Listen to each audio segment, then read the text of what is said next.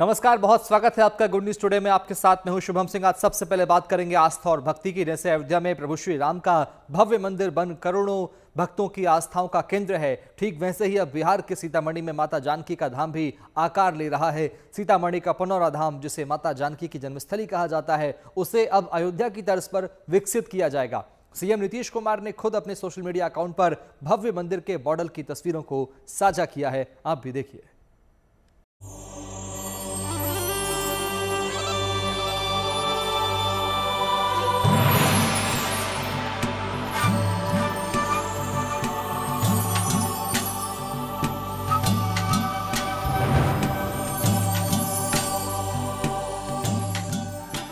जिस तरह अयोध्या में प्रभु श्री राम का भव्य मंदिर करोड़ों आस्था का केंद्र है, सनातन की आत्मा का प्रतीक है, अब उसमें पवित्र भावनाओं की अगली कड़ी जुड़ने जा रही है। बिहार की पुण्य भूमि से, जहां धरती पर प्रकट हुई थी जनक नंदिनी माता सीता, यानी राम जन्मभूमि के बाद अब मां जानकी की जन्मभूमि यानी बिहार के सीतामढ़ी में गूंजेगा जय सिया राम। सीतामढ़ी के पुनौरा धाम में जानकी माता का भव्य मंदिर जल्द ही बनकर तैयार होने वाला है। बिहार के मुख्यमंत्री नीतीश कुमार ने माता सीता के इस भव्य और दिव्य धाम का डिजाइन भी जारी कर दिया है। मंदिर वास्तुशास्त्र और मैथिली कला का अद्भुत संगम होगा। भव्य गेट, परिक्रमा पथ, यज्ञशाला और डिजिटल रामायण संग्रहालय की योजना। मंदिर के डिजाइन में रामायण काल की झलक देखने के साथ साथ आधुनिक सुविधाओं का भी समावेश होगा। राज्य सरकार ने इसे राष्ट्रीय तीर्थ के रूप में विकसित करने का संकल्प लिया है। 2023 में कैबिनेट ने पुनौरा धाम के सौंदर्यीकरण को मंजूरी दी थी और इसके लिए करीब 72 करोड़ 47 लाख रुपए आवंटित किए। अब सीएम नीतीश कुमार ने निर्माण कार्य में तेजी के लिए एक ट्रस्ट का भी गठन कर दिया है। पुनौरा धाम में बन रहा मां सीता का ये धाम सिर्फ एक मंदिर नहीं, इस बात का प्रतीक होगा कि जहां राम है वहां मां सीता भी होंगी। जैसे अयोध्या को उसका गौरव मिला, वैसे ही अब सीतामढ़ी को भी उसकी पहचान मिलेगी। जानकी जन्मभूमि को विश्व मानचित्र पर लाया जाएगा।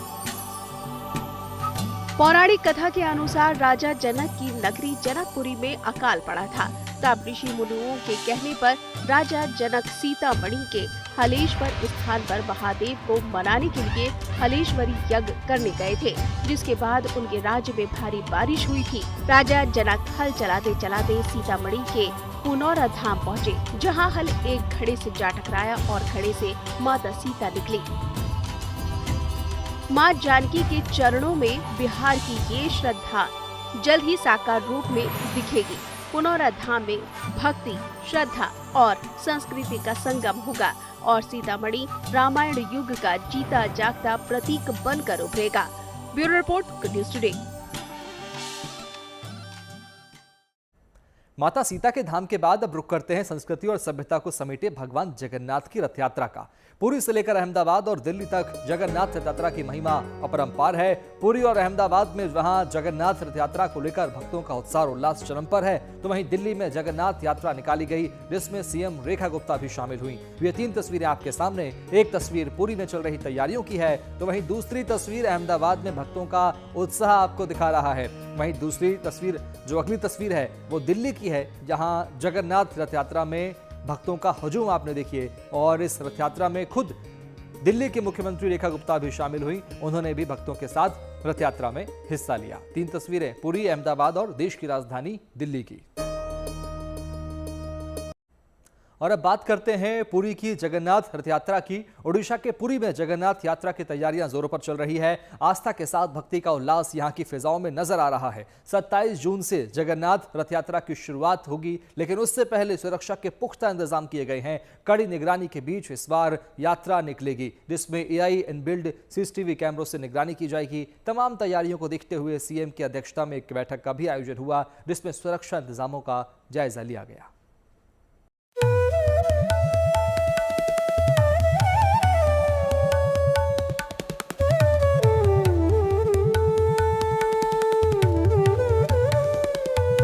भगवान जगन्नाथ की नगरी में सजने जा रहा है आस्था का सबसे बड़ा दरबार। पुरी में फिर बहेगी भक्ति की रसधार, फिर भक्ति के सागर में उतरेंगे श्रद्धालु।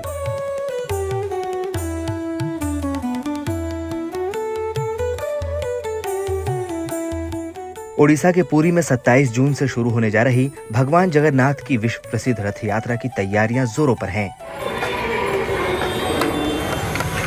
भगवान जगन्नाथ के धाम सजाए और संवारे जा रहे हैं, अलग अलग पेंटिंग्स बनाए जा रहे हैं, अलग अलग चित्रकार इस काम को समय पर संपन्न करने में लगे हैं।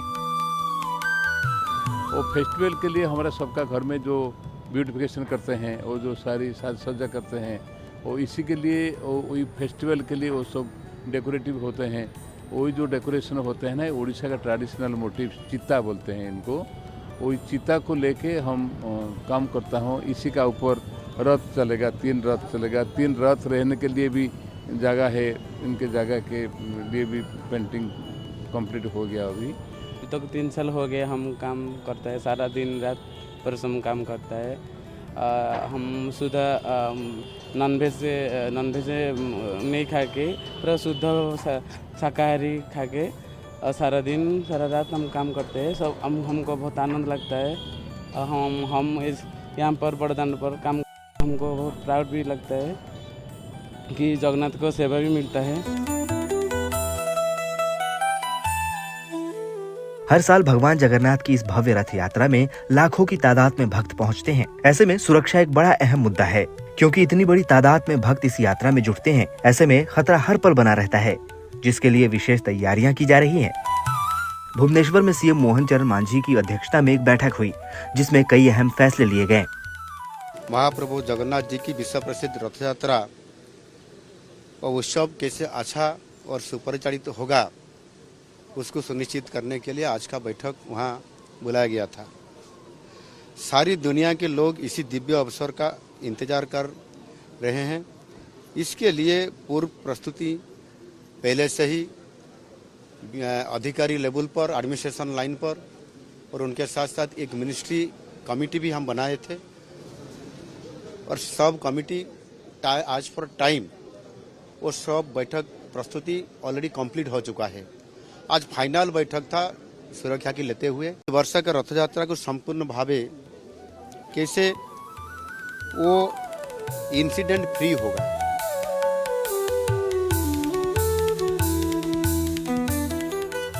माना जाता है कि जो इंसान भगवान जगन्नाथ का रथ खींचता है, उसे मोक्ष की प्राप्ति होती है। इसीलिए इस रथ यात्रा में भक्तों का हुजूम लगता है। रथ यात्रा पुरी के जगन्नाथ मंदिर से शुरू होकर गुंडीचा मंदिर पहुंचती है। इन दोनों मंदिरों के बीच की दूरी 4 किलोमीटर है। इस दौरान भीड़ की वजह से खतरा बना रहता है, लेकिन इस बार विशेष तैयारियां की गई है। शहर के चप्पे चप्पे पर नजर रखने के लिए 275 AI CCTV कैमरे अलग अलग पॉइंट्स पर लगाए गए हैं। 10,000 से ज्यादा पुलिस के जवानों की तैनाती हुई है। किसी भी हादसे से निपटने के लिए क्विक रिस्पांस टीमों को भी तैनात किया गया है। 69 अस्थायी हेल्थ सेंटर, 64 एम्बुलेंस और अलग अलग अस्पतालों में 265 बेड का इंतजाम किया गया है। साथ ही 378 डॉक्टर और पैरामेडिकल स्टाफ की भी नियुक्ति की गई है।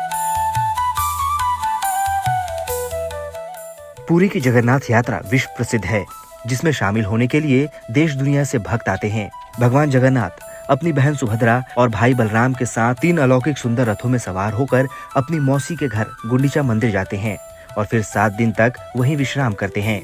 इस दौरान तीनों रथों को भव्य रूप से सजाया जाता है, जिसको लेकर तैयारियां महीनों पहले से शुरू हो जाती है। Bureau report, good news today. Puri के बाद दूसरे नंबर पर अहमदाबाद की रथ यात्रा को स्थान दिया जाता है। अपार श्रद्धा भाव से परिपूर्ण इस रथ यात्रा का भी देश ही नहीं बल्कि विदेशों में भी खास महत्व है। अहमदाबाद में भगवान जगन्नाथ की रथ यात्रा की तैयारियां अंतिम दौर में है। 27 जून को यहां भगवान जगन्नाथ के साथ बलभद्र और देवी सुभद्रा की रथ यात्रा निकाली जाएगी। इस महोत्सव में लाखों की संख्या में भक्तों के शामिल होने की उम्मीद है। प्रशासन ने रथ यात्रा के दौरान भक्तों की सुरक्षा और सहूलियत का पूरा इंतजाम कर लिया है।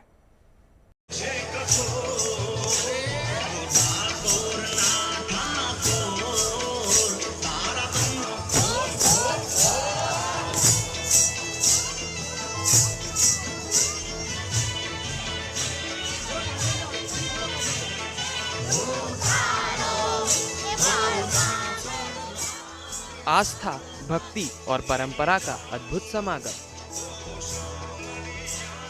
जय जगन्नाथ के जयकारों के बीच उमड़ा श्रद्धा का सैलाब।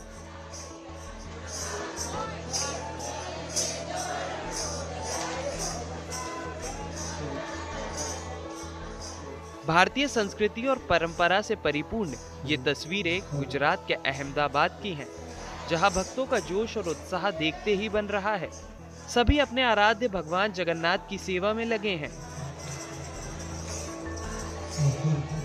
अहमदाबाद में भगवान जगन्नाथ की रथ यात्रा की तैयारियां तेज हो गई हैं। 27 जून को होने वाली रथ यात्रा को लेकर जगन्नाथ मंदिर में चहल पहल बढ़ी हुई है। भक्तों में उत्साह है, उमंग है और भगवान जगन्नाथ के दर्शन का संकल्प है। आज हमने पूरी दिल से 1.5 महीने की तैयारी के बाद आज भगवान का ये दिन हम इंतजार करते हैं, उनको बामेरा अपना अर्पण किया है। तो मुझे भी ऐसा महसूस हुआ कि मैं भी जाऊं, वहाँ पे देखूं क्या माहौल है, क्या कर सकते हैं। मुझे भी यहाँ पे बहुत श्रद्धा है, इसलिए मैं यहाँ पे आई हूँ, दर्शन करने के लिए आई हूँ। एक भक्त हूँ, भगवान का दर्शन करने के लिए आई हूँ। काफी सुना था इसका बहुत सालों से, मैं पहली बार आया हूँ। सुबह 9 बजे से आए हुए हम यहाँ पे भगवान के दर्शन के लिए और उसी का वेट कर रहे हैं और उत्साह काफी बड़ा है यहाँ पे। रथ यात्रा शुरू होने से कई दिनों पहले से ही भगवान के पूजन अनुष्ठान की शुरुआत हो जाती है। इस महा आयोजन में सदियों से चली आ रही रथ यात्रा से जुड़ी परंपरा को आज भी जीवंत रखा गया है। भगवान जगन्नाथ से करोड़ों भक्तों की अनंत आस्था जुड़ी हुई है। अब भक्तों को बेसब्री से इंतजार है उस पल का जब भगवान जगन्नाथ, बलदेव और देवी सुभद्रा के साथ इन रथों पर सवार होकर भक्तों को आशीर्वाद देने के लिए नगर भ्रमण पर निकलेंगे। इस रथ यात्रा में शामिल होने वाले भक्त भगवान के दर्शन मात्र से खुद को धन्य महसूस करते हैं। Bureau report, good news today. और अब बात चार धाम यात्रा की करते हैं। मौसम के बदले मिजाज के बीच भी चार धाम की यात्रा लगातार बढ़ती जा रही है और उसके साथ यात्रियों की संख्या भी लगातार बढ़ती जा रही है। 21 जून तक 33 लाख से ज्यादा श्रद्धालु चार धाम के दर्शन कर चुके हैं। चार धाम यात्रा को लेकर जैसा उत्साह दिख रहा है वो एक नए रिकॉर्ड बनने का संकेत दे रहा है।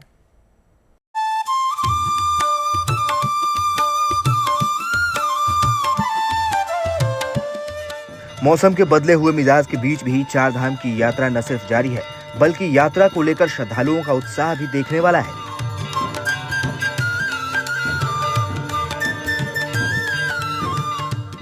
केदारनाथ धाम हो या भगवान बद्री विशाल का दरबार या फिर गंगोत्री या यमुनोत्री धाम, चारों ही धाम में प्रतिदिन बड़ी संख्या में श्रद्धालु पहुंच रहे हैं। बारिश के बावजूद चार धाम यात्रा को लेकर श्रद्धालुओं में पूरे जोश दिखाई दे रहे हैं। एक दिन पहले यानी 21 जून तक चार धाम यात्रा पर 33,62,000 से ज्यादा श्रद्धालु पहुंच चुके हैं।